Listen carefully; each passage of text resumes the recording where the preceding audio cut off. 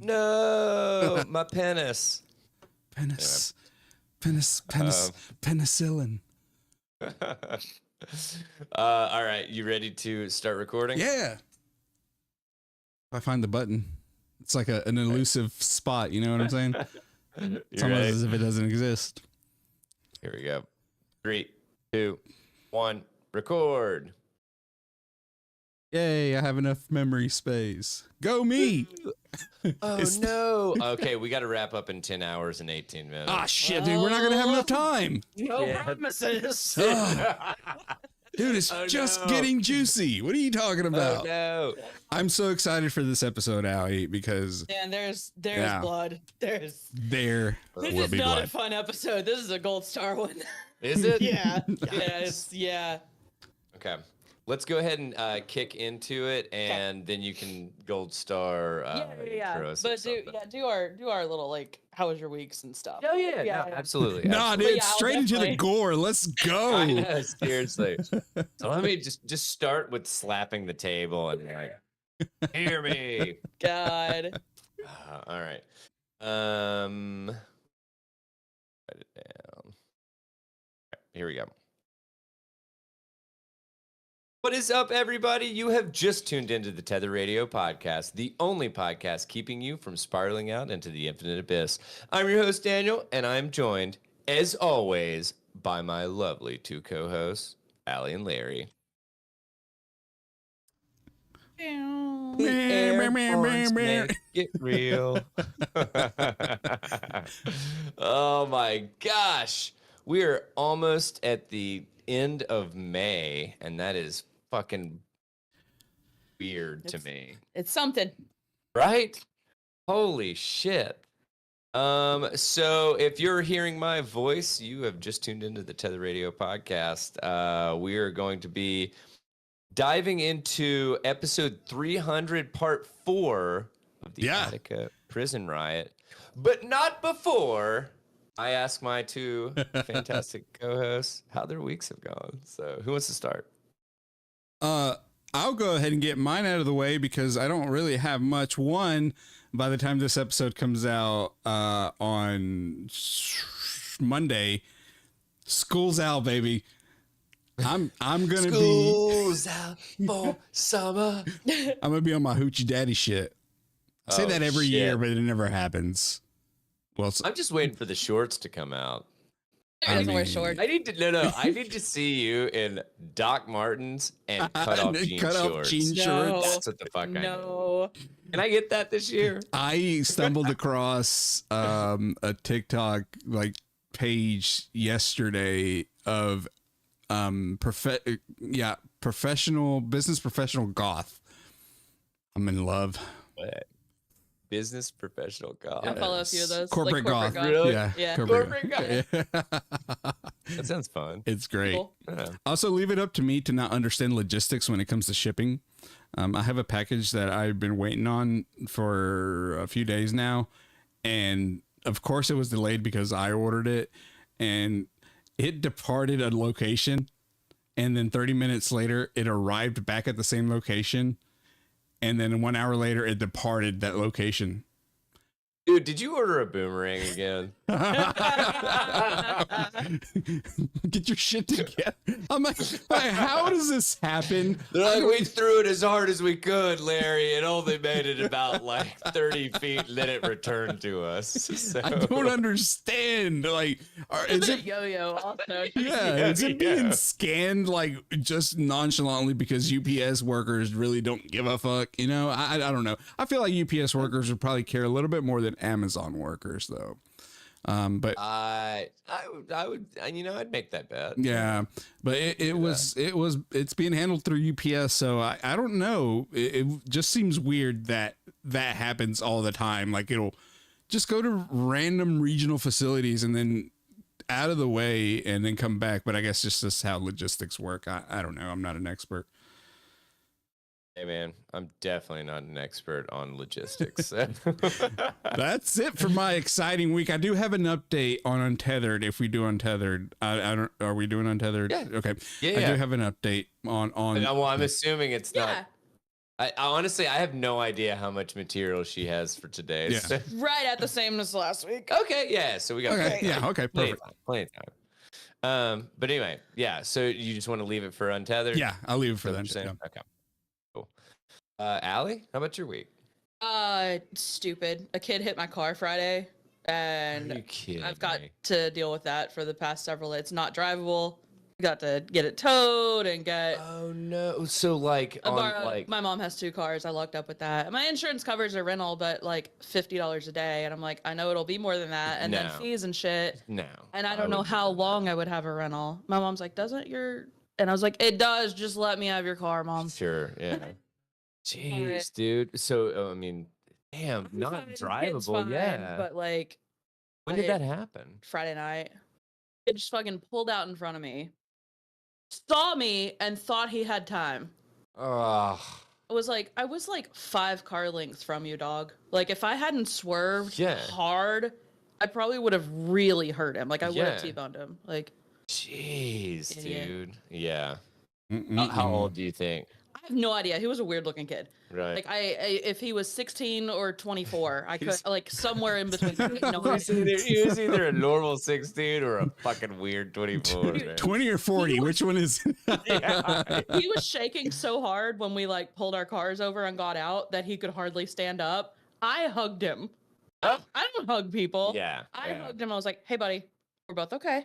This is why we have insurance. We'll figure it Let's out." get this figured out. And I'm like, "Oh God, I just turned into a mom." You turned into, I was about to say, you legit turned into an adult in a situation like that. I did. Oh, man. it's like, dude, in a situation like that, I would assume that you probably thought that you were older than him. I was way older than him. Yeah, so yeah. it's like, I mean, I'm gonna do the same because you see it, in like either nieces, nephews, children, whatever, Yeah. that it's like, oh my God, well, I Yeah. hope that if my kid got in an accident or my niece or nephew got in an accident, Yeah. that they're gonna be like looked after, kind of, Right.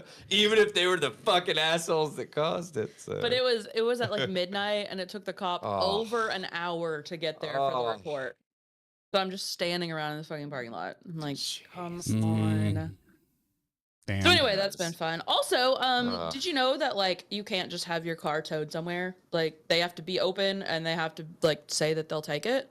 What? No, I did So not I know couldn't that. fucking deal with that for the whole weekend because nowhere was open. What? That's crazy. So where did you have it towed? I mean, Monday I called and found a place that I could have it towed to, but like several places wouldn't take it because it's not drivable. I'm like, Yeah. what the fuck do you work on then? Yeah. Like, do I? It's like, do you have to arrive like in your own car? You don't take anything off wreckers and Then stuff. one Like, place told me they could take it, and I was like, okay, I've got to get it towed. Like, I'm going. My insurance has to do all this. yeah. And they called my insurance back, and they're like, oh, we can't take it because it's not drivable. I'm like, did you think I was towing it for fun? Yeah, no shit. Like, What? Yeah. What I'm the not calling you fuck? because I need a fucking Uber and don't want to go back to my No. car in the morning. I'm calling you because I can't drive a fucking car, dude. Then, like, once I do find a place, they don't tow it for like a full 24 hours, and I had to leave the key in it because they had to have the key. Oh. So I'm like, it's gonna be my luck that someone steals my car, right? Because it's just parked in like a business parking lot. Yeah. So then the tow truck driver gets there Tuesday morning, calls me, and is like, has someone already picked up your car? And I'm No. like, I swear I'm gonna burn this whole fucking city down. For this place to the fucking drill. And then he's like, oh, I see it. I'm like, oh, I'm gonna kill He's like, myself." oh, it's really Out funny. of all of the cars in this parking lot, look for the one that can't move on its own. Right? Yeah. Like, you knew the make and model and color, and that, like, it's not like a Walmart parking lot. Like, it's not Yeah. a big. No, like honestly, so this is just a PSA. If by chance you ever get in an accident near a Costco, don't park your car at the Costco. I did go. It was at a Walgreens. I went in and was like, I'm parked beside a sign that says, "Don't park here for more than 30 minutes, or we'll tow you." Yeah. I'm like, Please, pretty please go ahead, don't tow tell it. me I I'm need, working on it. Yeah. I need it towed. Like, go and do me the favor. Yeah, seriously. No, that's what you should have done. Yeah, You should have parked into the 30. Yeah, but then they're I'm gonna kidding, I'm- impound me. Yeah, they're gonna impound it, yeah. I know. No, believe It's a me. fucking nightmare like, all around. And then like That's Geico terrible. texts me yesterday morning. They're like, "We need more info about the accident. Like, log into the claims part here and fill it out." And I'm like, what the fuck else do you know? What? I log in and there's nowhere that I can fill anything out because I've already like done all the stuff and it's locked. So I text them back and I'm like, I can't. Here's what the message says. And like 4 hours later, they're like, oh yeah, no, actually, never mind. We don't need anything. Like I hate everyone so much, dude. I'm really glad that it's not worse and that nobody was hurt, but it's such a fucking hassle. Yeah. Oh, It always is. Dude. so much excitement. Well, I honestly, I don't know how I follow up with that. Right, like, you sorry. know, or follow that. No, honestly, a very uneventful week for me. Good for you. Yeah. Yeah. I was trying to think of if we did anything like memorable this weekend or anything. I don't think so. Just we went and hung out at the pool on Sunday. That was about it.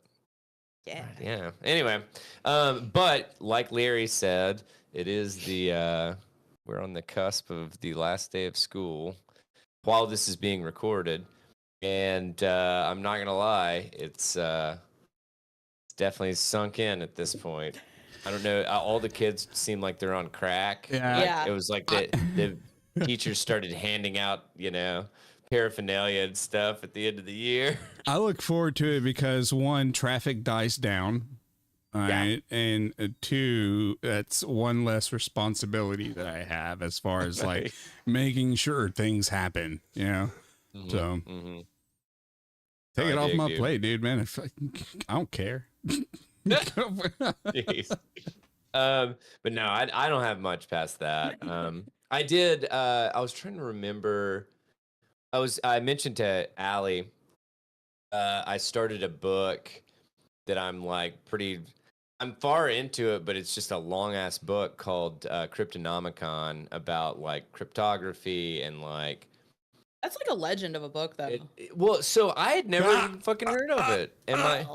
That's you. Well, hey, Larry, why don't you pick it up and co-read it with me, man? It's only 900 pages. Yeah, I'm going to go ahead and pass on that one, big dog. No. Did you get the audio from the library? Oh, yeah. Oh, yeah. No, I told my brother, I was like, man, there's no way I would ever make it through this book. Like, if I wasn't listening to it. Like, it's just, I think my max is probably around like, I would say 600. Because I think The Shining was like 400 or 500 or something like that. Oh, The Shining's short. Was it? Yeah. Oh, I thought it was longer than that. No. Shining's like 300 pages, dude. Oh. No way. Yeah. Dr. Sleep was like 3 times that. Okay, so I read Dr. Sleep. Okay, The Shining's $4.97. My movie was tiny because it was that like mass market paperback with the tiny font. Gotcha. So it was way shorter, but like. Yeah, I just remember, I mean, that was probably one of the longest books I had read when I read it. Yeah. At like, whatever, right under 500 pages. And I was like, oh my God, I'm never going to get through this. That makes me think of a random question. At what point in time would you guys just go ahead and get reading glasses? Well, I've never been, I've always been nearsighted. Yeah, I can see up close. So, okay. Yeah. Usually. But like, honestly, as soon as I had issues because I can't stand to not be able to read. Mm-hmm. So, okay. What are you farsighted? I can't see far away. Okay, so then wait, can you see near? Yeah. Okay, so why would you need reading No, glasses? I'm just asking because Allie mentioned the print was really, really tiny. I just imagine Allie pulling out her reading glasses and just like. I would. Dude, okay. Allie could sport some damn reading glasses. I get compliments when I wear my glasses. I just don't wear them much.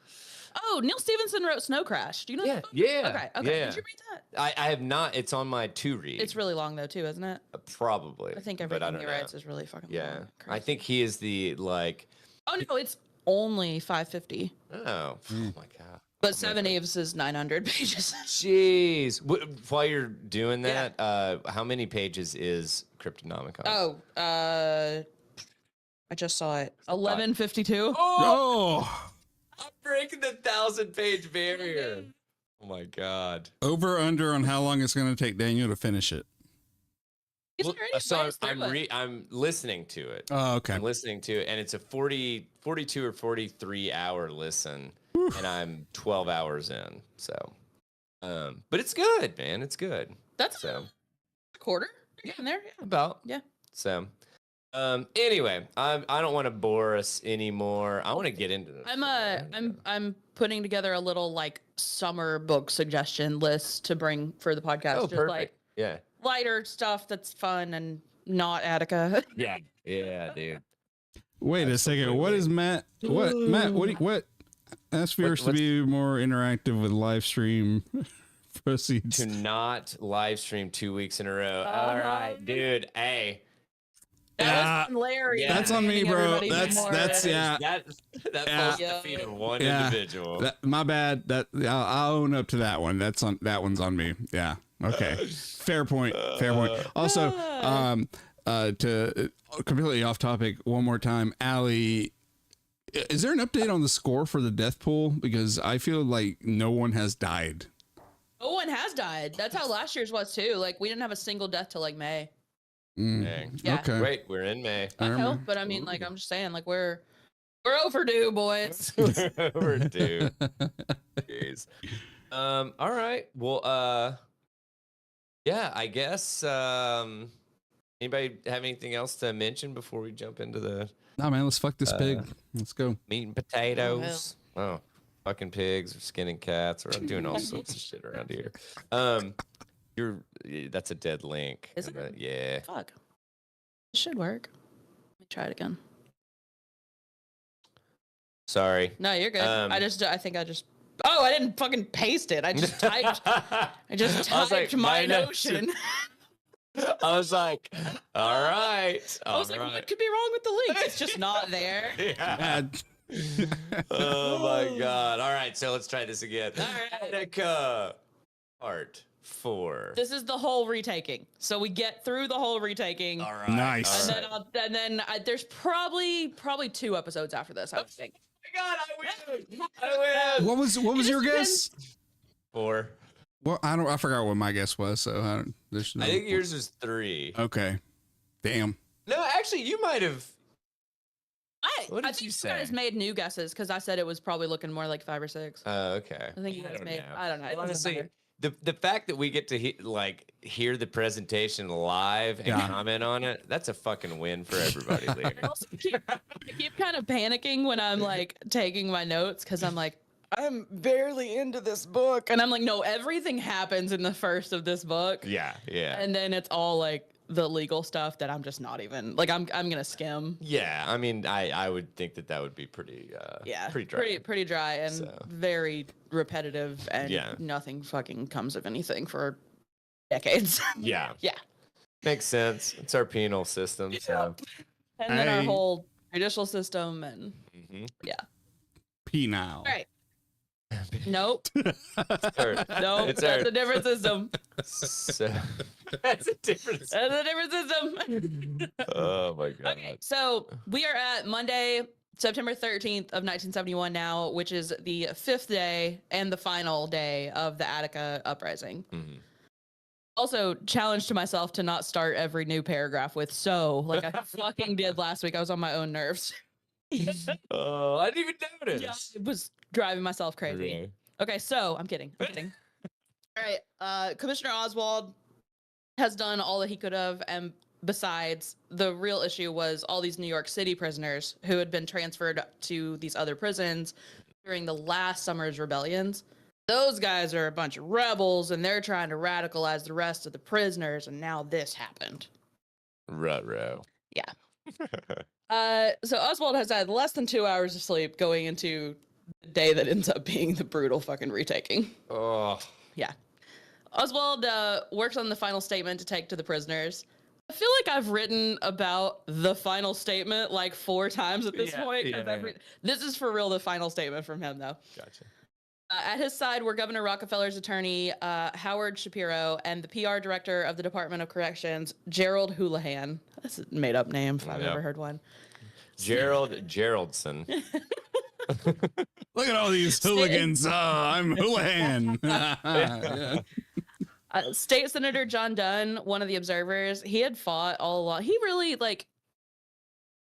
they kind of roped him into being on the state's side, but he really did a lot of stuff to try to help the prisoners out. Like I think they did him dirty, honestly. But he had fought for them to send one last communication in for the prisoners to have a final chance to surrender before they go in and overtake them by force.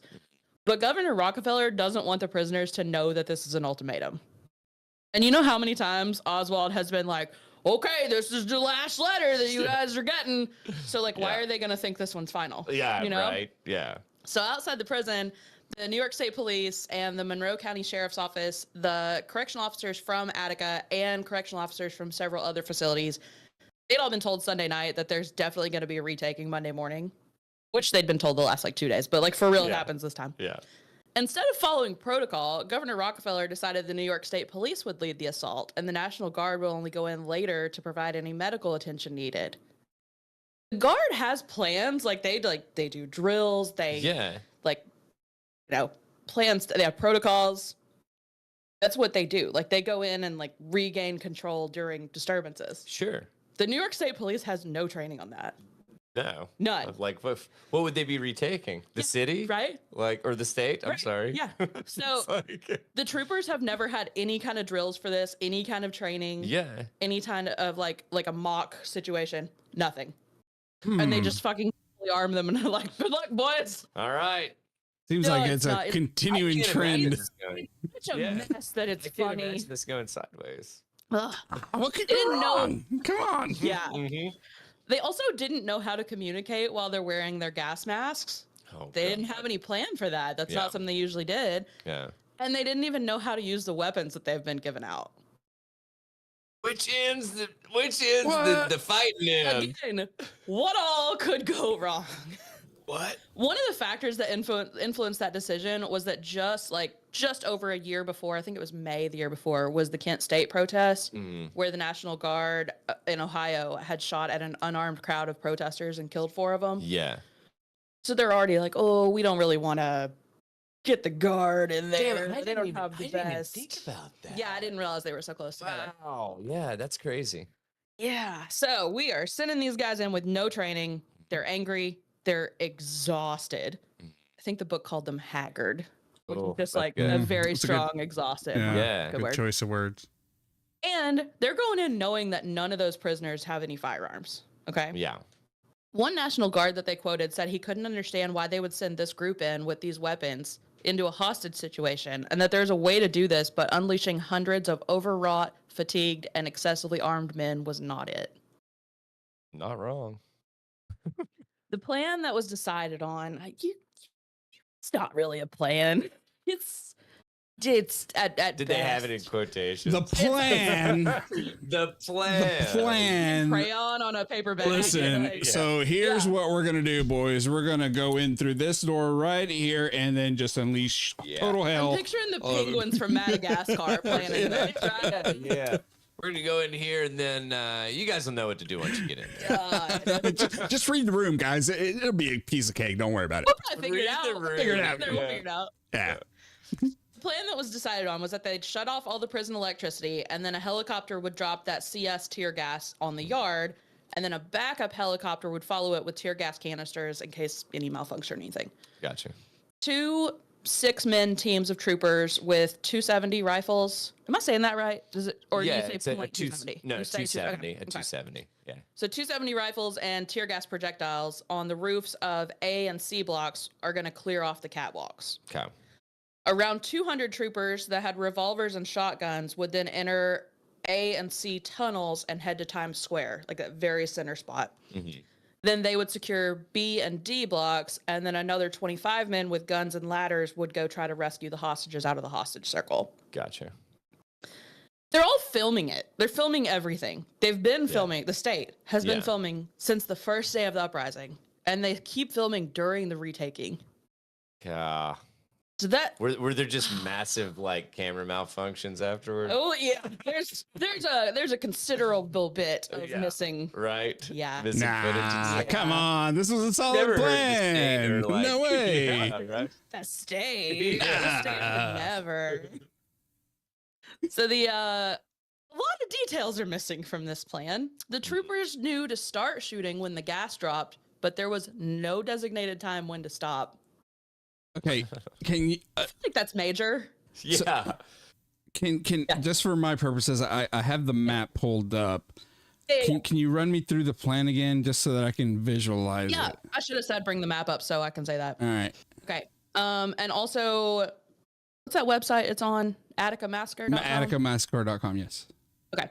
If you go to that, and then like one of the first links on it is a map. It's pretty easy to find if you want. If you're listening and want to follow along with the map, or if you get the newsletter, I keep posting it in there. Too. Here, I'll throw it up for anyone that's watching live.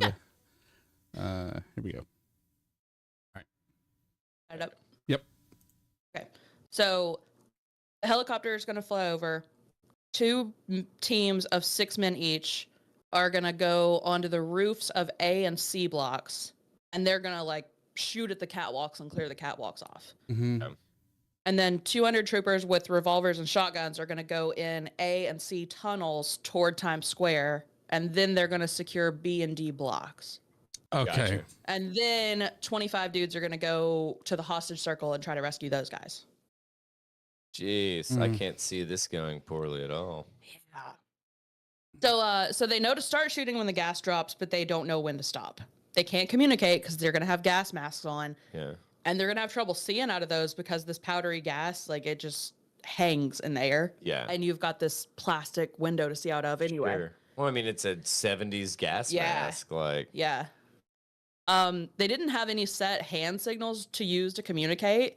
Because again, they've not fucked with you gas know who masks does? before. The National Guard. National Guard.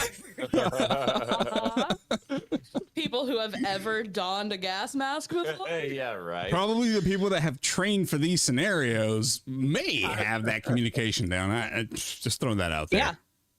They also have no radios, and they have nobody chosen to relay the commands down from leadership. So, like, once you're in, you're just free. It's like the fucking the Thunderdome, It- man. Like, just get ready. What is happening? Get ready. And then there's no plan for giving any instructions to the prisoners or any plan with what to do with the prisoners once the state has control. Hello? What? What do you think you're going to do? All right, sir, we got him. Literally, We got him. only plan What do we do? Go in and is start to get shooting. in. Yeah, it's to get in. That's it. Retake it. Yeah. No one's answering the radio. What do we what do you do? Yeah, exactly. What? I can't understand what you're saying. What? No, Sorry, I know. levity. Lunch was terrible. Oh, wait, what'd you say? So the troopers are receiving their orders, and Attica's deputy superintendent, Leon Vincent, explained the plan to around 312 correctional officers. He said that he clearly told them none of the COs were supposed to go in. But afterward, no one else said they heard that. Well, he probably already had his mask. Yeah, he had his mask on, so he couldn't hear shit. You know. Now, listen, I clearly told them over the radio that Which none of they, them had. yeah, well, I had radio. Don't Well, blame me. I had a They radio. should have had radios. I told them. I told I them had over the my radio. I was just tuned into Wolfman Jack. Yeah, Wolfman It was one of these deals. You know? Yes. Go take prisoners. It was literally that with a string connected to another person's can, and then as soon it's like, dude, we can only get like 10 feet apart, and then like the string, we run out of string, bro. Matt Redden just said it sounds like Christopher Nolan should direct this movie, and I said it would have gone way better. They need any direction on it. Oh shit! Wow, man. Superintendent Mancusi even testified later that the deputy had told the COs that they could participate. It's his deputy, and he's saying, no, he told him go ahead. Some of these COs from other facilities had traveled quite a way to help, and one of those, his wife, said that he had walked out the door like John Wayne, was her words for it. Oh my God. With his personal firearm as soon as he heard there would be a retaking. Oh, this motherfucker was just ready to kill someone. Yeah. I know guys like that. I've known so many guys like this. Like, Like, oh, I wish somebody would break into my house. This so I could is kill my them. time to fucking shine. That's what this. Yeah. No, dude, that's not. No. Those are sociopaths. Yeah.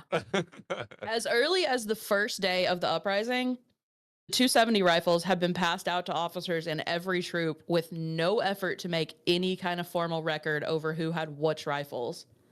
And then later, it became very clear that that was on purpose. Like, they didn't want to have a record of who had They didn't want to have an inventory as to who was handed what, so that it could be tracked to anyone specifically. Yeah. Just wait, that gets a little deeper in just a minute too. The men that are in the yard didn't know they were about to be attacked, but it was already rough. Their water supply had been cut off the night before, and the yard was just slick with mud. They didn't have a sewage system. They didn't have any clean drinking water at this point, and they're still hoping for amnesty. Like, they're still thinking we're still negotiating, right? Yeah. Richard X. Clark goes to A Gate as soon as he wakes up to see when the negotiations are going to resume, but nobody's there. He kind of goes back and forth and stuff, and then Oswald and a couple men come and talk to him at 8:25 a.m. to deliver that final statement. Yeah.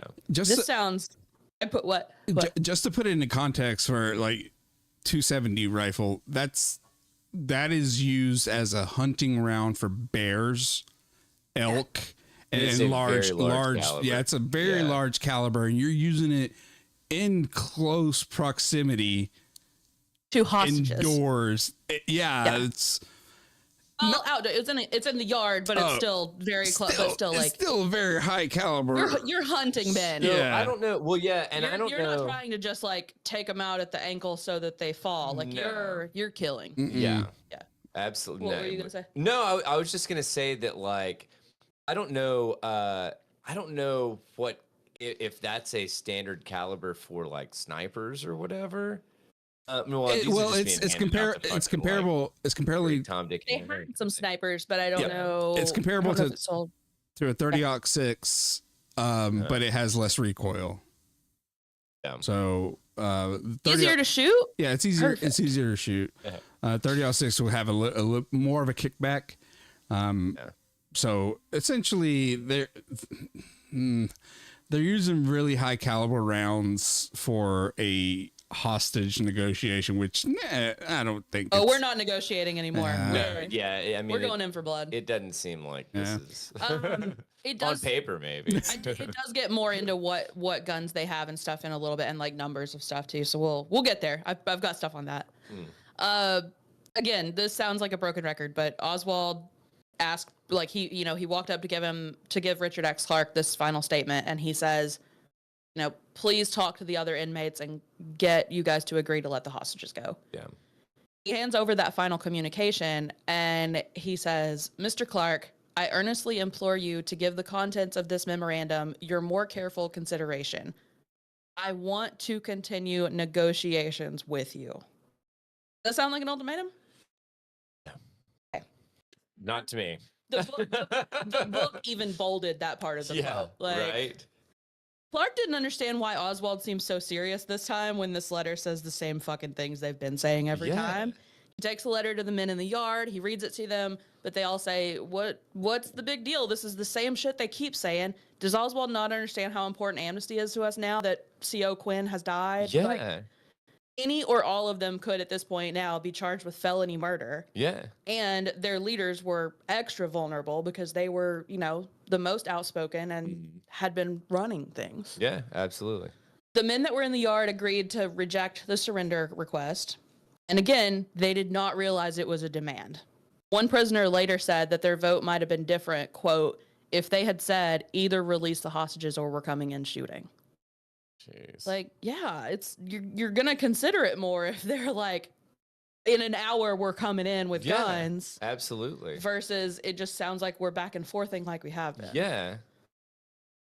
They got such a raw and deal. I'm trying to and not playing the devil's advocate, but like I kind of do understand that, like, they did give like an ultimatum, then they would have time to like prepare. Yeah. You know what I'm saying? I get that. I thought about that. Yeah. But I'm neither here nor there in regards to justifying any action. Maybe don't say if you don't surrender, then at X hour we're coming in. Sure. But but it's like, hey, here's what's. Yeah. here's the stuff on the table, you know, take it or leave it, and then they could figure out. And again, how much preparing are they going to do? They don't have guns. Yeah. And all of these assholes do. So Mhm. the Department of Corrections Deputy Commissioner Walter Dunbar handed the observers copies of that statement that had just been delivered to Richard Clark, and he told all the men in the admin building. The specific room that they were in was called the steward's room. I'm not sure if that's marked on the map, but it doesn't really matter. He told the men in that building and in that room, if they decide to stay for the retaking, they can't leave that room until it's over. Because, Gotcha. I mean, for their safety, you know? Yeah. Arthur Eve was pissed. He said if Rockefeller couldn't help the 38 men who were on his staff, meaning the hostages, that he's not fit to be the governor of this state. I think that's fair. Yeah. Senator Dunn kept trying to be optimistic and was like, hey, remember that jail riot in Queens last year? That was a forcible retaking and no one died. And the other guys were like, no one was armed at that. Yeah. Like, I get that you're trying to like keep us upbeat here, but this is a different situation. Yeah. Ugh. Some of the observers hoped that by staying, their presence would temper the violence, and most of them stayed. They were fucking worried, but most of them stayed. Yeah. Clark met with Oswald again and said that they wanted to meet again with that observer committee to clarify some of those 28 proposals. And Oswald yelled, absolutely not. And Clark realized they might be at the end of the negotiations. Clark asked for more time to talk to the men in the yard. They bargained about how long. They settled on 20 minutes. Rockefeller's mad that they even extended this deadline.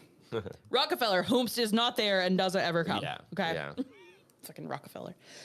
The inmates decide that they need to tell Oswald to reconsider taking the prison forcibly. Yeah. This depended on whether the state officials actually cared what happened to the hostages. And it's looking more and more like they don't, you know? Yeah. I mean, it's seeming very apparent. It's dire. Yeah. The night before, some of the prisoners had started to wonder if they should remind the state that they do have power over these hostages, hoping that might deter them from attacking. So the negotiations are still at a standstill. The inmates randomly choose 8 hostages, and they blindfold them, and they take them up to the catwalks, surrounding each one with at least 3 inmates with homemade knives and spears. Like, just trying to look threatening. Sure. Hey, remember, these guys are at our mercy. Yeah. This would remind the state that if they came in by force, they were risking these hostages' lives. Champ explained later that this was to make a point, and they had no intention to kill them or even harm them. I believe that. I mean, the way this all pans out, I still believe that. Well, I mean, to be honest with you, Why would you? Yeah. Yeah. I mean, literally, the only way it's going to go is worse for you if you do kill hostages. But at the same time, I understand using them as a bargaining token. Sure. Things, like as a reminder. Yeah. And hopefully the state doesn't realize these are empty threats. But like. Yeah, for sure. The hostages that were taken up to this catwalk, they were nervous, but they knew the inmates had protected them this far. They were more worried about what prompted the men to move them, which is fair.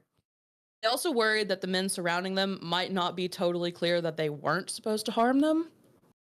Yeah. And then they were concerned that the state maybe didn't care what happened to them because, you know, several of the hostages had begged on camera for the governor to come to Attica and to reconsider amnesty, and he didn't do either. Yeah. He loudly did not do either. Yeah. Yeah. CO Mike Smith, our buddy that ran the metal shop, he recognized this prisoner, Don Noble. He recognized his voice beside him on the catwalk. Noble had been one of the 2 guys to work really hard to protect him when the uprising began. Mm-hmm. And again, Mike Smith was beloved. He was the one that was like respectful. People like Mr. Noble instead of like 123 or whatever. Yeah. During the uprising, Mike had been worried that the state might sacrifice the hostages to retake the prison, and he wrote a letter to his wife that he put in his wallet. Now he's up on the catwalk, and him and Dawn are just sad that it's come down to this. Yeah. Promised each other that if anything happened to either of them, they would tell the other's family how much they were loved. And Mike told him about the note in his wallet, and Dawn promised to deliver it if anything happened. Jeez. It's so fucking sad. Yeah. And right then, they hear the helicopter blades. So a helicopter flies over to survey the D yard before sending in the troopers. That's what I call my bedroom. Sorry. Man, I'm Levity. glad we're getting a few laughs in because I think in I know, I think in a I'm little trying- bit we will not I'm be gonna try to laughing get him- much. I'm gonna try to get him in while I can, I man. mean, you can find some, please throw them in. We're gonna be struggling in a minute. Yeah, and I will just warn that I'm going to be trying to bring levity to this because I'm sure this is going to get intense. But I'm also not going to be interrupting. Sure, that, no. A prisoner that was holding Richard Fargo hostage felt that if the state truly believed that the hostages were in danger, they wouldn't attack. So he leaned over and nicked Fargo's neck, hoping the men in the helicopter could see it. It just barely cut his neck performatively. Yeah. And he was whispering to Fargo, hey, this is a sham, boss. Like, don't worry. Yeah. So, I mean, even then, he's like, yeah. I cannot imagine. I would be shitting myself if I was that hostage. Dude. Yes. You're like, oh, yeah, this is a great idea. Just barely a little nick. Perfect. Yeah. So that helicopter appeared, and some of the men start looking for weapons. Others start taking cover. And then a much different, much larger helicopter appeared and started dumping a thick, powdery fog into the yard. They described CS tear gas as being not really even a gas, but a fine powder that hangs in the air. And it causes tearing, nausea, and retching. Like One talc almost kind of thing, or just like yeah. Terrible, like probably even lighter than talc. And they kept describing it as like blanketing the yard, like just a fog. One prisoner said that he vomited everything he had eaten, and then he started vomiting blood. The gas immobilized everybody in the yard within minutes, but the troopers still went in. At 9:46 a.m., over their radio system, the New York State Police told all units to move in. We'll throw a warning on the notes of this one too, but this gets grisly. Yeah. This is brutal here in a minute. Ugh. The troopers, remember, who didn't have any record of who had what guns or anything. Mm-hmm. They had also removed anything identifying from their uniforms, anything that showed their troop, their name, or their rank. One captain took off his nameplate and his rank, what do they call it, captain's bars? It's something like that. I think that's what they called it. And then he later said that he told his men to do the same because, quote, we weren't stopping traffic where a citizen would have the perfect right to know who they're being stopped by. Huh? Yeah, I mean, that just sends up absolute red flags of like, I plan on doing things that I don't want to be traced back to me. Yep. So a trooper said that they did this so no one could identify the troop or the individual, quote, in case something happens. But I mean, none of these prisoners are going to know any of these people. Like, I mean, but they could at least say like, oh, so and so did it. Yeah. I saw Captain Gregerson. Yeah. You know, Greg Gregerson. The troopers went in heavily armed with next to no plans, and they'd been hearing rumors for 5 days straight about these, quote, animals in the prison who wanted to kill them. See, God, this is the super fucked up situation about rumors, this. man. Yeah, and it's like, okay, so these people are getting like shit information from their like commanding officers that it's like, oh yeah, all the prisoners were chanting, you know, cop blood, I want it, or you know, whatever. Also just playing telephone with each other anyway. So. Yeah, exactly. And it's like, God, everybody's getting bad information, and it's just like unnecessarily like fucking ratcheting up. Wait till you hear the rumors at the end of this episode. Ugh. Records from the New York State Police later showed that 33 rifles and 217 shotguns had been sent to Attica for the retaking, plus an unknown number of personal firearms. Gotcha. So a ton of these guys just brought their own guns, just for fun. Sure. Hey, why not, right? Outside the prison on September 13th were 550 men from the New York State Police, another 50 from the Bureau of Criminal Investigation, and 232 sheriff's deputies, as well as sheriffs and park police from Genesee and Schuyler counties. A Genesee State Park officer said that a New York State Police trooper told them to, quote, pick a target and shoot to kill. Jeez, dude. Yeah. The firearms were reassuring, but they also meant to the state. To the state. Yeah, right. But it also meant that crossfire was a danger, especially from those shotguns full of all the buckshot that scatters. The troopers could hardly see anything because of the thick powder in the air, especially through that little plastic window of their gas mask. But nevertheless, they started shooting the instant they entered the prison, and they started moving out to the catwalks where some of the hostages were. Remember, there's 8 hostages up on the catwalks, right? Yeah. I put in my notes in all bold. I was like, okay, here we fucking go. Dude. Dude, just to give you a perspective, like the military uses a NATO 5.56 round, which is a 223. Okay. And they're using 270, which is larger than what is used in conflicts. Yeah. Yeah. What the fuck is happening? You know, honestly, now that you mention that, it is super weird that I feel like that's a weird caliber to like use. Yeah, 100%. Yeah, because I mean, like, yeah. Anyway, okay. So last episode, I promised you blood. This is not even everything, and y'all can see my notes. There's just bulleted lists of how many. It's buddy. Yeah. Once again, I'm saying read this damn book. This part is definitely not fun, and it's not easy to listen to, and it was heavy to even write notes about, but it's important. Like this stuff all matters. Sure. All right. Civilian hostage Ron Kozlowski had a prisoner holding a knife to his neck. The prisoner got hit with gunfire, and as he fell, the knife sliced this big gouge from Ron's neck to his hairline and then back down across his shoulder blade. Ron dropped to the ground and he laid still, but bullets nearby caused jagged shards of cement to slice into his face. Our pal CO Mike Smith, I wish this was further in, but we're already to him. Yeah. He was beside a prisoner who was shot twice. The second one made that prisoner tumble over the railing of the catwalk. Don Noble pulled Mike and himself to the left just in time to miss some shots that killed the guy right behind them. But then they both also got hit. Can I stop you for 2 seconds? Yep. I legitimately do not understand, like, anything of this? No, I mean, like, to gas them and then to just walk in and start, like, with guns blazing. Do you remember the phrase? They're not functioning. Do you remember the phrase that was used back in the invasion of Fallujah that it was known as shock and awe at that point in time? That's the kind of strategy they had. It's like helicopters flying, boom, gas, kick in the door, bam, start shooting, just kill everything. But I just this. Yeah. But I mean, ultimately, and I know that the whole idea is the fact that this was completely mismanaged. But it's like everyone should know these hostages are statesmen. They've done nothing. They're not con men or animals. Like they're just being held. Yeah. We should try very hard not to injure or kill any of them. Right. Yeah. Not just going and shooting, but they don't care about the inmates. Well, yeah, but I mean, my point is I'll extrapolate out. Sure. But but I mean, even as jaded as any of the correctional officers, the lawmen are. Yeah. At least not they're at least not supposed to want to kill the hostages. Yeah. You know. Huh.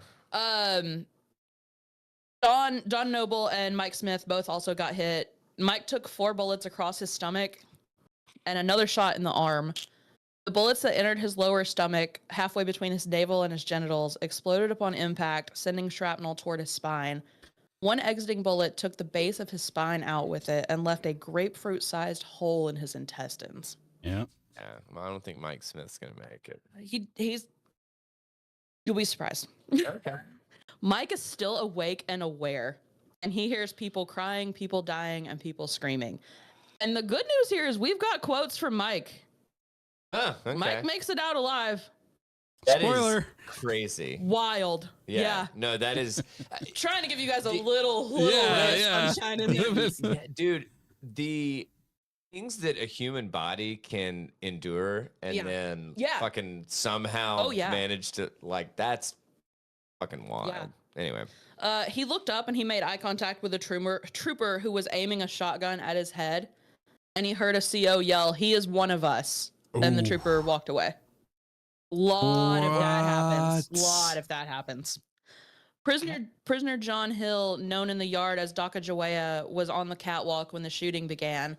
Did they, like, undress the, like, officers and stuff so that they're not in their, like, normal garb or uniforms. Yeah, and like stuff? they took off anything that would have shown their rank or anything like that. Yeah. Well, no, but I'm saying like the hostages. the hostages. Yeah, Yeah. they had Because like, stripped all how would you them. not know that it was a fucking? Yeah. You know. They had stripped all them when they originally got them, and then they gave them different clothes. But Gotcha. I don't know if there was a real reason for it. Yeah. I don't know. Okay. Again, they didn't really plan this uprising at all, so they didn't. No, for sure. Yeah. Prisoner John Hill, everyone in the yard called him Dakajaweya. He was on the catwalk when the shooting began. He believed that the men in the yard felt that there just couldn't have been a massacre with media watching. He was shot and then hit with the butt of another trooper's gun, which tossed him over the railing onto the cement below. I think it was about a 15-foot drop. I think it said. Yeah. This was a prisoner. Okay. That one was a prisoner. Yeah. In the first few seconds of shooting, prisoner Edward Kowalczyk was shot 7 times while trying to find cover on the catwalk. He looked up and he saw a trooper standing over him who threw him a knife and demanded that he stab the injured prisoner beside him. He refused. The trooper laughed and gave the knife to another trooper, and then the prisoner passed out. Jeez. Prisoner Jose Quinones later said that as many hundreds of state troopers, COs, and other officers firing into the yard just from the A block roof, he couldn't believe that the helicopter overhead was broadcasting a message during this saying, "Surrender peacefully. You will not be harmed." Entire fuck. Wow. Like, imagine hearing that over all of this lack of communication. I mean, yeah. God. Somebody, quit resisting. Honestly, reminds me of it reminds me of like fucking RoboCop or something. That it's like resistance is futile. Yeah, stop resisting as he's like emptying a magazine. Like it very much is. Like it's all so like, fucking far fetched. Yeah. Like, if this book wasn't cited all to pieces, I would have think she took liberties, but there's no liberties. There's a ton of citations. Jeez. Somebody grabbed him by the neck, made him stand up, struck him with something to the back of his head, and then he was tear gassed directly in the face. He screamed in pain from 2nd and 3rd degree chemical burns. To avoid gunfire, several of the prisoners on the catwalk slid under the railings to just take their chances falling that 15-foot drop to the ground. And that wasn't much safer because now they're just out in the open in D-Yard. Yeah, but I mean, like, well, no, you're right. I mean, like, but God, I feel like you'd be a sitting duck on a fucking catwalk. I know. So. And they were clearing the catwalks for sure. Yeah. One trooper saw another approach a prisoner lying still on the ground and just shoot him right in the head. Like, there were a ton of those. Like, people not resisting, not fighting, taking cover, you know? Yeah. Mm-hmm. Once the catwalks were fully cleared, the state police took to the ground. It was clear to everyone in the yard that the lawmen at this point weren't trying to regain control. That was done. They just wanted to punish people. Yeah. Jomo Joka Almawale said that it was like a war zone, which was heard countless times from those who lived through it. Yeah. There were many deliberate acts of killing and attempted killing. One prisoner watched 2 troopers demand that a man taking cover in a trench climb out with his hands on his head, and then they shot him in the chest anyway.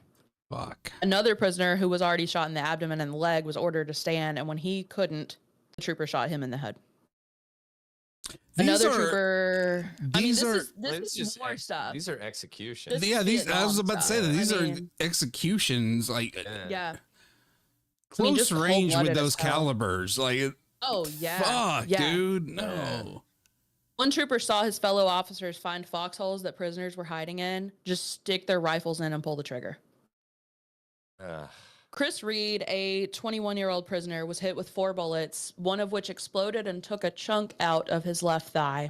Troopers debated in front of him whether to kill him or let him bleed out while they were jamming their rifle butts into his injuries and dumping lime onto his face and his injuries. You fucking kidding me? God. He went unconscious and he woke up stacked up with dead bodies. Did he survive? Oh, dude. Yeah. Another prisoner said that he had never seen anyone treated this way and wondered why there was so much hatred. A lot of it was racial. One prisoner was told by a trooper aiming a gun at him that, quote, "We haven't killed enough N-words." There was a lot of N-words going around during all this. Prisoner William Maynard tried to carry Jomo to safety after Jomo had been shot several times.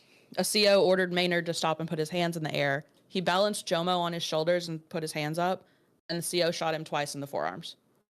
He fell, Jomo fell on top of him, and the officer shot Jomo 6 times, kicked Maynard in the face, and said, "Both the N-words are dead," and moved on. The fuck. Man. The hostages were also now just trying to find cover. Prisoners are still trying to protect them from gunfire. Yeah. So, I mean, through all this, prisoners are still trying to block the hostages from getting hurt. Yeah. Like that, how much more humane can you make the prisoners out to be? Yeah. You know? Yeah, absolutely. Just before the troopers had come in, Herb Blyden told about 10 men to stay in front of the hostages and not to let harm come to them. The typos are driving me crazy. One of those prisoners, Akil Al-Jundi, was shot in the left hand by a .270 rifle, and the wound was so large that he could see through his hand. Yeah. Yeah. Hey, look at that. CO Fucking Look at hey, there. dude. CO Dean Wright was curled up in as small of a ball as he could make himself, and he felt someone grab him and turn him over, and he thought, oh good, I'm being rescued, and then he was looking down a 12-gauge shotgun barrel held by a state trooper, and he heard somebody else yell, he's one of ours, and they spared him. I mean, this is just wild. It seems like it'd be pretty. I mean, I'm sure it's obviously chaotic as fuck. Sure. But I still feel like there's some kind of like you would kind of know who was a hostage and who wasn't. Well, I don't know. Maybe these people are very tired. They're untrained, and like as soon as they broke in and the shots started getting fired, it's all adrenaline. That's what it is. Nothing is coming through, and the second that they see someone resembling like an officer or a guard, and they say, "Hey, he's one of us. That's all they're hearing. Everything else is fair game. Like it's just adrenaline running at this point in time. Yeah. Jeez, man. Guard Robert Curtis was shot in the back, and every time he tried to sit up, a trooper knocked him over. He shouted that he was an officer, and he still had to beg the trooper not to shoot him. Hostage Don Almader saw a state trooper bleeding from a gunshot, clearly shot by his own men because no one had guns other than the state men. This was Lieutenant Joseph Christian, who was running toward the hostage circle and said a prisoner had tried to hit him, and troopers on B Catwalk opened fire to try to save him. Prisoner Virgil Horace Mulligan pulled a hostage out of the way as shots flew toward the circle, and the hostage later testified that Mulligan saved his life. Prisoner James Lee Asbury said that just 10 minutes into this assault, all he could see anywhere was blood and water. Frank Blood Lott, and water. That's interesting. because the yard was so muddy. Oh yeah. Gotcha. Frank Lott, a prisoner who had been one of the authors of the July Manifesto, said guys were just lying all over. They would try to get up and were just shot down. And then New York State Police reported that Attica was fully secured by 10:05 a.m., 19 minutes after the order was given at 9:46 to enter the prison. But the observers in the steward's room could hear shots being fired inside the prison as late as 10:24 a.m. Others reporting hearing gunfire in the prison even an hour later. So, as in they were cleaning up. Yeah. They were just cleaning shit up. Yeah. Yep. Yeah, I mean, they probably had the majority of control after like 10 minutes. Oh, but then they had the and little then they're missions. just going around and fucking offing. I got a couple of those stories. Yep. In total, 128 men were shot, some of them multiple times. Half an hour after entering the prison, 9 hostages were dead. One more, Mike Smith, was near death. And 29 prisoners were fatally shot. Many of the hostage and prisoner deaths in D Yard were caused by the scatter of buckshot, and others were the result of the impact of those unjacketed bullets. Hostage death speed run. Corrections Sergeant Edward Cunningham, father of 8, was hit in the head by a buckshot pellet, which traveled and then severed his cervical spinal cord. Gee, dude. Well, so that's wild, but also father of 8. Holy fuck. That's insane. CO John DiArcangelo was the really good friend of Mike Smith. He had transferred to Attica 6 weeks before, and his first child had just been born. He was killed by a state trooper aiming a .270 rifle at several prisoners. And just as a teaser here for later, the state later tries to say that he died after being stabbed by a prisoner with a spear. Oh. Guys, we're going to be able to tell the difference in a spear and a gunshot wound. Yeah. Hello? Man. I don't know. I don't have a hell of a lot of faith in the state power in regards to like, that they could like fuck around with like an autopsy report or whatever. They try. It's like, oh yeah, he definitely got stabbed, and they're like, he has a grapefruit sized like exit wound on him. It definitely didn't come from a fucking spear or knife. Yeah. Like, Yeah. what? Guard Carl Valone. I know that's not the guy, but anyway. No, but will. That's how fucking silly it is. Yeah. Kind of thing. Well, we'll cycle back to that for sure. Yeah. Guard Carl Valone was a father of 4. He died of traumatic shock and a laceration of the brain caused by a gunshot wound to his head and bleeding from his stomach after a wound to his chest. A lot of these people, I mean, not only are getting gunshot wounds, but just the ones that go in and break up and travel and just fucking shred you, you know? I'm sure you've seen Kennedy's like, magic bullet ass type stuff, right. you know? You've seen like the because they'll set up like whatever dead pigs or ballistic gels and I'm stuff. actually really fascinated by those. It's really neat. I don't like guns, but those I'm like I gotta watch those. I don't know about neat. It's fascinating. It is because it is one of those things that it's like the wild part about it is it's designed to do that. Yeah. Like, and I mean like who's making this stuff? Yeah. For what purpose? It's for maximum fucking carnage, man. It's awful, like, man. It is. That's why all fucking war sucks. Yeah. Period. Yeah. Like whether it's retaking a jail or whatever. So again, this shouldn't have been a war. Like only one side's armed. I know. Totally I know, agree. I know. Totally agree. B Block Captain Richard Lewis died when a bullet entered his back and shredded his aorta. CO John Monteleone died of a bullet to the heart from someone's personal .44 Magnum. Civilian hostage Elmer Hardy, another father of 8, was shot in the head. Account clerk Elon Werner and his nephew, CO Ronnie Werner, were both hostages and both died of internal bleeding from gunshots.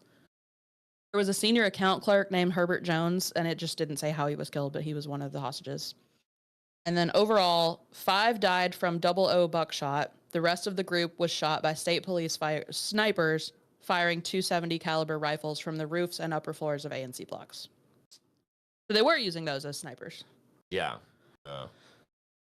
Which I guess they're not far. No, I mean, I would just guess it's a hunting rifle, so yes, I mean, it's going to be used as a sniper. You're going to be able to, yeah, it's gonna be super accurate. So, the hostages who did survive, a lot of them had really serious injuries. We talked about CO Mike Smith and Lieutenant Robert Curtis already. Civilian Gordon Knickerbocker had a gunshot wound to his head. This guy survived. And civilian Al Mitzel had bullet fragments in his back. Man. Some of the prisoner deaths. William Allen, 21, was killed by 38 caliber handgun bullets and 00 pellets. Melvin Ware, 23, died from multiple gunshots, including .270 caliber bullets from a trooper's gun and 00 buckshot from 2 or 3 shots from an officer's 12-gauge Deerslayer shotgun. That doesn't sound like a fun weapon. Yeah, right? Oh. Jeez. Lorenzo McNeil, 29, died after being shot in the back of the head in D Yard by a trooper on D Catwalk. Hi, hello, back of the head, red flag. A lot of red flags. Fuck. Yeah, right. Again, not armed. None of these guys are armed anyway. He committed suicide. Probably. But he definitely shot himself twice in the back of the head. Yeah. Charles Prescott, nicknamed Carlos, he was 22. He died on a catwalk from 00 buckshot. In likely the most brutal shooting, Kenneth B. Malloy was shot 12 times at close range. I'm sorry, this is awful. He was hit by a .357 and a .38 caliber, which lacerated his brain and destroyed his lungs and heart. His eyes were shredded from the bone fragments splintering in his head. Like, I tried to find his age, and when I Googled him, I found other, like, little witness things about that, saying that they only quit shooting when his face was just totally shredded. I think they shot him from, like, a foot away from his face. His face. Like, several witnesses said that some prisoners were killed after troops had control of Attica. One of those was my buddy Sam Melville. No, he was 35. Our pal, the Mad Bomber, who had written the expose of the Attica prison labor profits. So he tried to surrender after the retaking, but was shot to death by a 1-ounce lead shotgun slug that entered his... It sounds bad. I don't know enough about it, but it sounds... I mean, that sounds like a fucking sizable... A slug is just Right. That entered his upper chest, fragmented, and ripped apart his left lung. And again, that's like several people said that was after the retaking was done. Yeah. Prisoner Thomas Hicks was shot in the back by a .00 buckshot. A National Guardsman who came into Attica to help injured inmates after the retaking insisted that Hicks was alive when the prison was fully back in the troopers' control. He remembered him specifically because the CO grabbed him and said, "Look who we have here. We got Mr. Hicks." And then he threatened to kill him. Prisoners Larry Barnes and Melvin Marshall also said they watched him get shot after the retaking. Marshall said that Hicks was hit with a barrage of gunfire when he saw troopers approach his body, take the butt end of the gun, pound the flesh into the ground, kick it, pound it, and shoot it again. Ah, man. Like, just cruelty. Well, this is Overkill. This is mutilation. Oh, yeah. This isn't even killing at this point. Yeah. Like, Elliot L.D. Barkley, 21, the youngest guy that was at the leader's table, who was very well spoken, and he was said by several witnesses, including Big Black and Assemblyman Arthur Eve, to have been alive well after the police had any reason to keep shooting. An autopsy would later say he was killed by gunshot wounds from what they called a tumbling .270 caliber slug in D-yard that hit his back. For years to follow, whether this was tumbling or was shot at him point blank was really, like, people were all up in arms arguing about that. So, Larry, I don't know if you know this or if you know this, but like tumbling, is that probably just that it was like knocked off course kind of thing? That's what I took it to mean. It didn't really explain. Do you know, Larry? Around tumbling? Yeah. Yeah, like if they said if somebody was hit by a tumbling around, it's a ricochet. Is that just something knocked off? Yeah, okay. Gotcha. Okay. Many of the Attica prisoners believe the state had murdered him. The observers and the state officials that were in that admin building, they didn't know what was going on. They were feeling the effects of the tear gas in there with all the windows closed and everything. Yeah. They were still having a hard time. Yeah. At 11:46, State Senator John Dunn demanded to go into the prison and see the result. He was taken in and he saw 30 to 40 correction officers striking half a dozen inmates who were being made to run a gauntlet naked. The rest of the observers got an update at 12:16 p.m., which said the state had acted with excellent discipline and without hostility. Oh my gosh. Like, the unbelievability of it all, like the way they try to say how well they did. Yeah. John Dunn returned to the room and he said that the prison was now completely under control with the wounded prisoners in the prison hospital and wounded staff in area hospitals, and all the rest of the inmates were being returned to their cells. Numbers had not yet been reported. Everybody assumed there must have been a lot of deaths based on all the fucking gunfire. Yeah. It said later how many shots were fired, but I'll get to that next episode. It was a whole lot. Yeah, my God. One reporter that was a black man was choked up trying to report with the sound of gunfire behind him, and he said on camera while he's getting choked up, he said, "It's an awful scene. I think that people are dying in there." Can't imagine trying to report like right outside of hearing all No. that. A reverend who was one of the observers recounted seeing bodies brought out and just lined up on the ground by the prison wall. I wonder how much actual like footage made it out, kind of thing. No, You know? I kind of want to seek it out, but goddamn, I don't. No, You know, definitely. like, Yeah. No, I'm with you. Just to Yeah. But I'm telling you, my days of doing that. I'm haunted by shit that I saw in my youth. Yeah. So I'm like, no, I don't need any more of that. Yeah. So. Like even I'll within the read book, about it. there's a couple pictures of dead bodies that like are just sort of peppered through the book. So I'll just flip a page and be like, oh. Yeah. Ugh. Observer William Kunstler, who had agreed to be the inmate's lawyer, he was just stunned by how hostile it all was. He was waiting on word from inside the prison, and he just sat alone, unable to speak, just crying. Yeah. Prisoner Roger Champ, he wept inside the prison, not understanding, and they quoted him as saying, "Why didn't someone say, they're going to come in with guns and shoot you people to death?" Yeah, I would say that you probably would have gotten a little bit better response in regards to like, Yeah. oh my gosh, what a negotiation and shit, you know? And now we get to talk about fucking Governor Rockefeller. Rockefeller's men felt differently. The book described them as relieved that everything had seemed to go so well. And General O'Hara later called the state police's actions magnificent when he was talking to Rockefeller. Rockefeller seemed most concerned with making sure the country understood that the retaking was a great success. Like, in what world? No. What are you talking about? Yeah, I mean... he was glad to see that so many of the hostages had made it through the retaking alive. Commissioner Oswald was less positive. Yeah. So I was gonna ask because I couldn't remember off the top of my head. 29 lived, and nine were killed. Yeah. Yeah. I mean, I'm sorry, but 30, they just keep being 33% ain't fucking great. It's not great. It's not great. Losing 33% ain't fucking great. He was glad to see that so many of the hostages had made it through the retaking alive.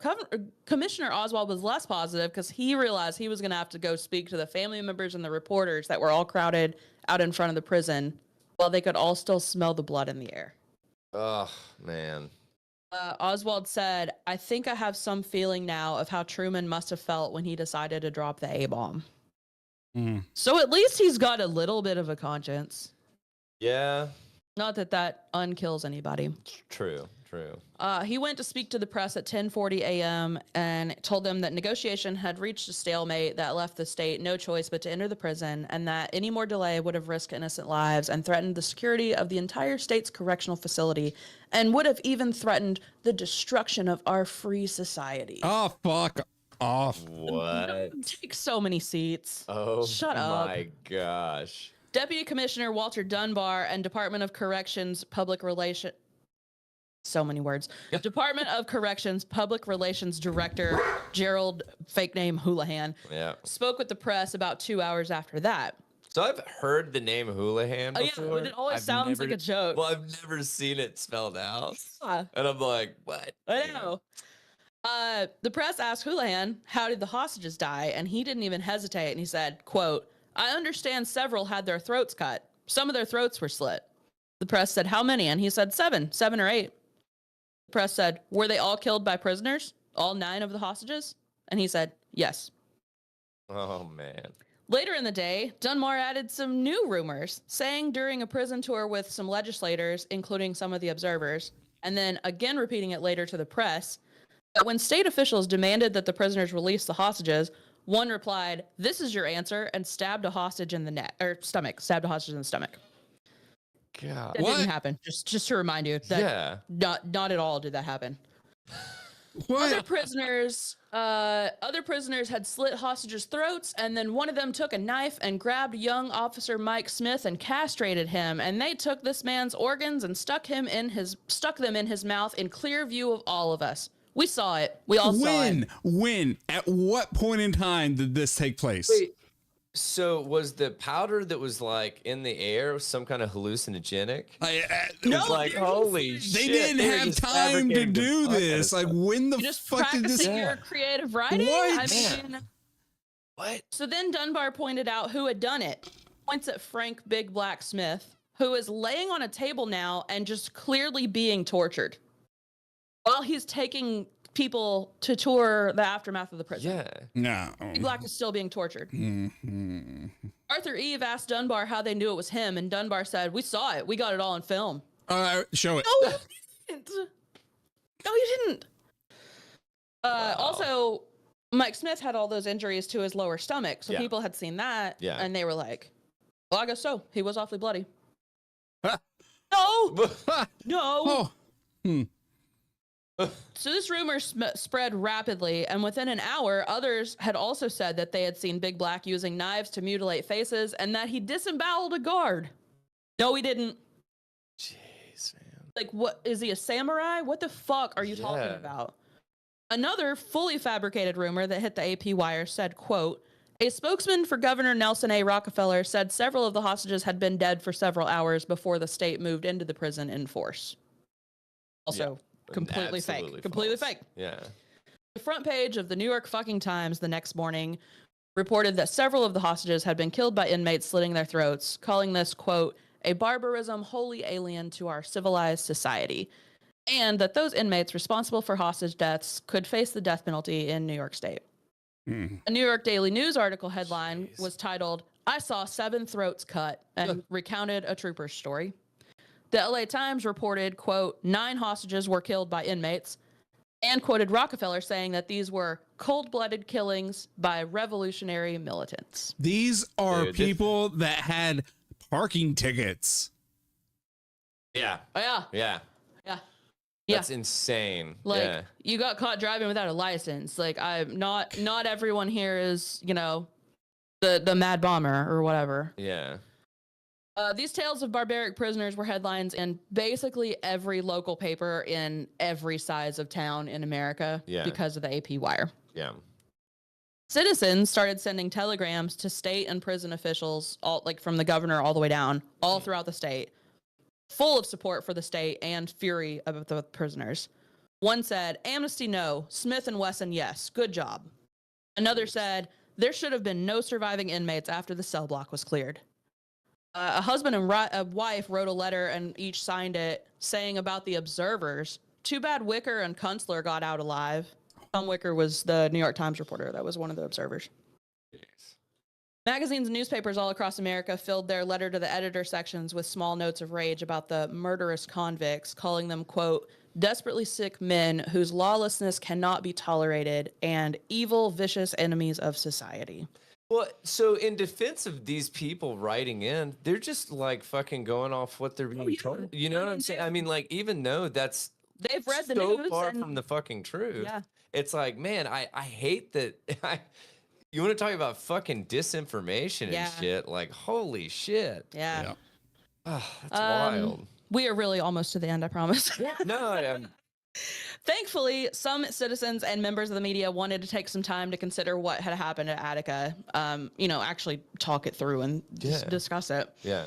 A week after the retaking, a New York City talk show host named David Frost replaced his usual show with a 90-minute live discussion offering other perspectives on the retaking. He had 2 observers, a guard who was at the Tombs Rebellion the year before, and the head of the Correction Officers Benevolent Association of New York City. And they had like a pretty heated discussion, and they ended the whole thing with like praying for anybody who had lost anybody. I mean, honestly, I feel like that might be the closest thing to a good thing that came out of any of so this. Far. It's like, yeah. It's like, oh, well, let's actually get different perspectives and like different thoughts on, so that we're not just talking about these officers that watched all these prisoners watched all these hostages get their throats cut or whatever, in quotation marks. So others publicly stated that the prisoners might have actually had valid reasons to rebel and that they were incredibly humane during the uprising, which I've been saying, you know. One citizen wrote to Time magazine that inmates are animals only in how they are forced to live, and in fact, zoo animals live better than do these prisoners, and zoo animals are not even supposedly being rehabilitated. Yeah. It's like, that's a good way of putting that. Yeah. Some of the bigger black publications like Ebony magazine wrote that instead of blaming the inmates, our nation needed to find the cure for prison riots. Yeah. Fair. No, absolutely. A Republican senator from Oklahoma, Henry Bellman, said that prison riots were, quote, inevitable as long as our prisons remain in the condition they are in. Yep. Okay. Yeah. And further, LBJ had set up the Law Enforcement Assistance Administration in 1964, which, again, we're in 71 now. Yeah. He set that up to provide considerable new support to police and prisons, but it had not used its resources to change the system, rather used it to perpetuate it. Jeez. Observer Herman Badillo was a Puerto Rican New York congressman. He tried to stress to the other members of the House that the retaking was, a fucking clear tragedy, like a monumental tragedy, and they just rushed in with violence without a reason. Everybody could agree that the American prison system was a fucking mess. The party lines were split on why, though. The left said it came from neglect and racism, and the right said it was due to the highly organized revolutionary tactics of militants. What the fuck? I mean, I feel like... that checks out, not to, split hairs here, but it kind of checks out on views. Rockefeller is just a peach, if you guys haven't noticed. He He told the media the day after the retaking that the prisoners had, quote, rejected all efforts at a peaceful settlement, forced a confrontation, and then carried out cold-blooded killings that they had threatened from the outset. Again, none of that's true. Yeah. He praised the, quote, skill and courage of the state police and the correctional officers whose restraint kept the number of hostage and prisoner deaths down. Yes. I like that's a creative use of the word restraint. As you guys have seen, we've had so much restraint and peacefulness in this episode. Ignore the puddles of blood as you walk in immediately. Well, we take a look. The air smelling like blood outside the prison. We reserved, plenty of ammunition. Like we only shot them 6 times each instead of the allotted 10. We didn't go in 4 bullets per death. Yeah, we didn't go in just blazing. They all had weapons, so we had to protect ourselves. Have you ever seen an inmate with a spear? It's a terrifying thing when you're holding a 270. And then, of course, instead of saying that they lost 9 hostages, he said 29 hostages were saved. Man. After President Nixon had been informed of the retaking, he told his aides they killed 7 of the guards, and 1 of the guards had been castrated. Nixon also told his men that the governor, quote, handled it well. Because, fucking quote, Nixon. All right. Because, quote, you see, it's the black business. He had to do it. What? I don't even know what that means. It's these N-words. They're acting up, and we got to put them in their place is what it is. That's just, what? Yep. Fucking The men assembled in Nixon's office said that the slashings and the castration would really help discredit these bleeding hearts like the Tom Wickers of the world. Everybody picking on Wicker, man. I liked Wicker. Nixon said that this would affect future prison riots the way Kent State had affected protests. Quote, they can talk all they want about force, but that is the purpose of force. Nixon, are you good, dog? No. Seriously. No. Never. Not one day. Correct. And this is hindsight, right? No. Yeah. No. Yeah. At 1:38 p.m., Nixon finally spoke to Rockefeller and told him that he had the White House's full support. Of Quote, course. I know you've had a hard day. This motherfucker wasn't there. Yeah, what was he doing other than giving shit orders? He refused to go. I know you have had a hard day, but By I want proxy. you to know that You've had a hard day by proxy. Yeah. I was so mad at that just typing it. Seriously. But I want you to know that I just back you to the hilt. The courage that you showed and the judgment in not granting amnesty, it was right. I don't care what they say. You did the right thing. Rockefeller, yeah. Rockefeller mentioned that some of the prisoners had killed some guards before the retaking, and Nixon said, "You can prove that, can't you?" And Rockefeller was like, "Yeah, but it'll probably be a Catholic hospital handling these hostage deaths, and that's outside of our jurisdiction," implying that he could have swayed media reports more if it had been a publicly run hospital. Oh my god! But he was still sure that it would all check out. Yeah. Rockefeller said they'd send in troops only when they were in the process of murdering the guards. And they ended the call saying, "We'll do the mopping up now." I wonder if he didn't send in the National Guard because he couldn't control the narrative of the National Guard. I don't know. Because National Guard would have fucking behaved. Like, I mean, they're more trained and they would have been like, nah, big dog. Like, let's not. I mean, I'm sure the National Guard could have done this with fewer deaths, right? Oh, absolutely. I would guess. Way fewer. Surely. Way fewer. I mean, they're trained for riot situations. That's when the National Guard gets deployed. It's like, hey, there's a fucking riot. Dude, this was like a step up from a fucking oh my gosh, militia kind of thing. Yeah. Like legit, because none of these people, very few of these people had any kind of training, like you said. Yeah. And so, wait, oh my God, man. This mopping up didn't consider any of the dead men's families. There's no system in place to notify the families of injuries or deaths of prisoners or hostages. See, how is that? Yep. CO Mike Smith, our pal that is in dire condition. Yeah. Mm-hmm. His wife was told by a member of the media outside when the guns were going off, "Don't worry, they're shooting rubber bullets in there." Oh, okay. That could not be further away from the truth. Wow. She didn't know how her husband was until she was finally told at 4 p.m. that he was at St. Jerome's Hospital. And then when she got there, a doctor in the ICU told her they'd be lucky if he lived through the night. Again, he lives. He lives, like, he is a big activist and stuff now. Yeah. And the wife of his very good friend, John DiArcangelo, got a call about 10:30 a.m. saying John was out and on his way to a hospital. And she was really relieved, you know? So they told her, wait by the phone for more information. Yeah. About 2 p.m., she's antsy. She's not heard anything. She starts calling around all the hospitals, and nobody had him. Nobody knew anything about him. Yeah. Sometime around 4 or 5 p.m., Superintendent Mancusi called and told her actually John had died. Wow. And she had to go to this musty church basement to identify the body. And she said it just smelled like dirt and blood. Oh. Anne Vallone, this is probably the saddest fucking one. Anne Vallone, wife of hostage Carl, got a call from a nun saying that he was at Genesee Hospital. She told her 4 kids, and her daughter put together a party to celebrate. They called all the family friends. They were like so relieved that he's okay. Anne rushes to the hospital, and then she's told that she can't see Carl because he's dead. She wasn't sure whether to believe the doctor because she was just told he was, you know. Yeah. She's like, does this doctor even know if he has the right guy? Yeah. She happened across somebody else that knew him and was able to go in and ID him that it was him. And then she had to go break the news to her 4 kids who were celebrating with all their family. Like, fucking brutal. Brutal, man.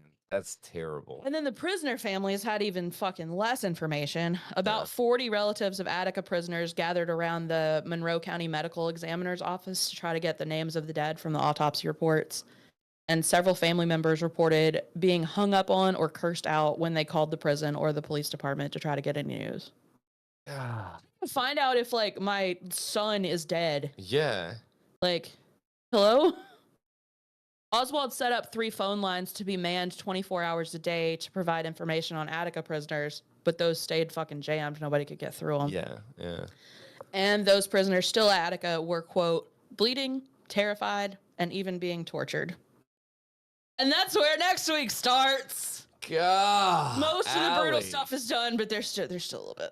You're stressing me the fuck out, dude. Like, oh, shit. That is terrible. This is terrible. I know. I mean, not that we were going into this thinking it was going to be good. I mean, you know what I mean. Yeah. Like, yep. Great, awesome coverage job of this. Yeah. I can't get this shit out of my head, dude. But, like, fuck, man, this is like. I'm sorry, and you're welcome. Beyond depressing. Yeah. Holy shit. Yeah. I think I'll pretty much wrap up next week and then kind of do like a conclusion episode after that. So probably 6 total, I think. Okay. That sounds good. Holy shit. What a time. That was a lot. This book's incredible, dude. Like And what was the name of the book? Blood in the Water. Blood in the Water. That's what it was. It won the Pulitzer in 2016. Like, really? it fucking deserved it. Yeah. So. God, I can't believe that I'd never before this. I'd heard of it, but not actually heard details about it. Everybody that I've asked, other than my one friend, also named Allie, has said, "I think I've heard of it." Yeah. She had listened to a podcast about it, but it was more like the leading up to it. Okay. Wasn't really about the actual stuff. Yeah. God, man. But like everybody else, I'm like, perfect. Strap in. Seriously, holy shit. This is shit that we should have learned about in school. I mean, no, honestly. God, you want to cover like social studies and shit. How about that? How about we start with But I mean, did you guys ever learn a fucking thing about Kent State? No. Me either. I think that the only way that I learned about like Kent State stuff was like, you're watching a documentary about something else and it's mentioned. It's mentioned. Kind of thing, But even like the My Lai massacre, like I knew of it by name. Okay, so I don't even know what that is. Yeah. So it was in Jesus Christ. It was in South Vietnam in 1968. It was attack type: massacre, war, rape, and torture. God, please don't tell me that's going to be like episode 4. I'm not. There's no way. No, I cannot. I'm joking. The wiki for it is so fucking long. It said there were 504 Vietnamese people killed and 347. Well, Vietnam reported 504 and U.S. reported 347. Of course. Yeah. It was especially brutal. I will not be covering that. Yeah. Look how long the wiki page is. You see how little the scrolly guy is? Wow. Yeah. Scrolly guys. You know what I'm talking about. Yeah, I know. Yeah. The other day, I was looking at this and I looked up Marxism. Hot dog, is that a long wiki page? Yeah, man. Whew. Then I looked up Maoism and I was like, I don't have time for this. Jeez, dude. Well, holy shit. Thank you, Allie. Yeah, man. My God. I'm sorry. No, like It's a rough one. that was a lot, dude. Yeah. Like man. Yeah. Incompetence, which this is just riddled with. Oh, that's just terrible, man. It's so bad. Absolutely terrible. So again, I really am putting together a list of books that are not nearly this heavy for suggested reading for the summer. Please, yes. Something, a little more lighthearted. Yeah. You wrote about some kind of rom-com in the newsletter. Literally, So. like giggling and kicking my feet. I was like, "What am I doing? This isn't me." I was like, "I need this after can I Attica." get the name of that book. Holy shit. Oh my God. All right. Well, we are going to go ahead and wrap this bad boy and we'll kick over into Untethered to cover some stuff that we've drummed up to lighten the mood. Stuff that's I not guess. nearly this heavy, please. Yeah. So if you're listening live, stick around for a little bit and watch the channel because we'll probably take a little pee break and hop back on here and start getting into the little pee break, bro. I need to call my therapist real quick. Yeah, no kidding, man. I'm gonna double down on some Ativan today. Having some flare-ups happening over here, dude. Fuck. Dude, this was the worst timing to write up these notes the weekend that I got my fucking car hit. Oh, Because I was already so irritated, and then I'm trying to write. I'm like, God. Seriously. Glad I had a rom-com. Yeah. The book was very good. It's called Happy Place. It's by Emily Henry. It's cutesy, but it's like got substance to it too. Yeah. Highly recommend it. Yep. Cool. Yep. All right. Well, I guess that's all we got for episode 300, part 4 of the Tether Radio podcast. Thank you again, Allie, for covering Attica, part 4. Holy shit. Man, it's awesome. Yeah. And let's see here. So, show notes will be in the newsletter, but they are going to be for Untethered, just because basically the only show note really is the book. Yeah. Right. So, if you want to read the book, what you said, Blood in the Water. Yep. By who was it? Heather Ann Thompson. Heather Ann Thompson. It's like 700 pages long, but so much of it is citations that it's really only like 500 pages. Gotcha. Only, but you know what I mean? Yeah, no, I dig, man. I dig. All right. Well, so let us know what you guys thought about this. Do you like it when we do deep dives on stuff? Do you not like it? Let us know. Tether Radio. Please clap. Yeah, right. Pretty, please clap. No. Hey, I'll tell you one thing. You've got my vote. So, but you can send all that to tetherradio@gmail.com. That's tetherradio@gmail.com. You can check out our merch store, newsletter for Untethered stuff for the time being. You can go to tetherradio.substack.com. You can sign up for it to come to your email, or you can just go to that URL and check it out there on Substack. We also have our merch store, tinyurl.com/tethermerch. We got some fun stuff out there. Barry, you made a couple new things, like a month ago or something like that? Yeah, I did, and I totally forgot what they were. Hoodie and a shirt. Even T-shirt, though, I believe, right? yeah, we're getting into the hot season, so Yeah. I need ideas. What do you guys want? So you can do a midriff for me. Okay. All right. A muscle tee midriff. Okay. All right. So you can just order a regular shirt and cut it up. Okay. You want There you Hoochie go. Daddy shorts. Get some sweatpants and then cut them up. Go get branded jean shorts. No, I'm kidding. I just want a branded cut off jean shorts, but the spaceman's on the back pocket. Oh no. No, don't do that ever. Okay. No one ever make that. Happening So, right now. Yeah, right. Here we go. But yeah, if you want to check out what we got, you can go to tinyurl.com/tethermerch. I think that's all I've got. Does anybody else have anything to add before we dip? No. Crickets. Yeah, Think I was so? like, I'll wait for a second, guys. I'm gonna rack my brain to try to come up with something to do for a deep dive that's not heavy as all get out. Yeah. So Maybe for like 350 or something. yeah, Trey yeah, Fitty. or just whatever. or whatever. Yeah. 350. Tree Fitty. Oh my God, we might have to like name that episode Tree Fitty. Oh, we got to. Right. We got to. Yeah. All right, rock and roll, guys. Well, thank you once again, listeners, for joining us. All the live people out there, thank you for joining us.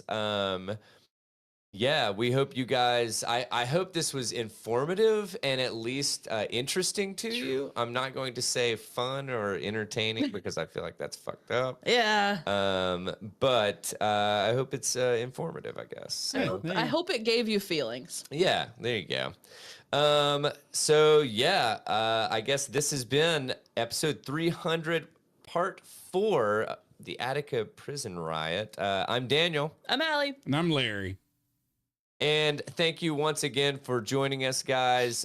We hope you have a fantastic week. Be sure to check out the Untethered on Wednesday. And until then, take it easy, friendos. Bye. Bye.